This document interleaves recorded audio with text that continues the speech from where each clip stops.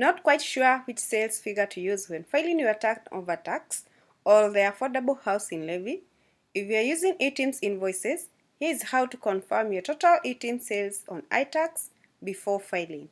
So first you log into your iTAX portal using your KRA PIN number and your password. Once you're logged in, on the dashboard, you'll see the integrated iTAX dashboard. Now here, you can view sales and credit notes, purchases and expenses and credit notes, imported and exported goods, and you'll also have the download option. Now to confirm your eTIMS sales, go to tax type and select income tax. Then the date range will automatically show from 1st January 2026 to the current date. So this allows us to see your total sales and purchases reflected in your eTIMS records for the whole year, from January up to date.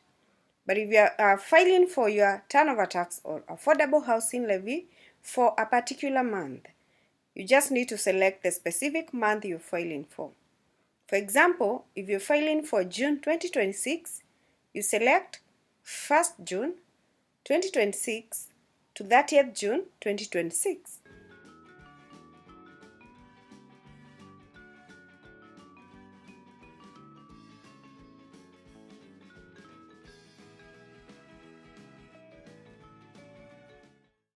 So in this example, our total eTIMS sales for June are 65,257.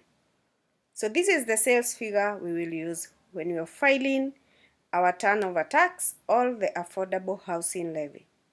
You can also download the sales details here if you want to verify the individual invoices making up this total amount. Now that we have confirmed our eTIMS sales for a particular month, you can use this figure when filing your affordable housing levy.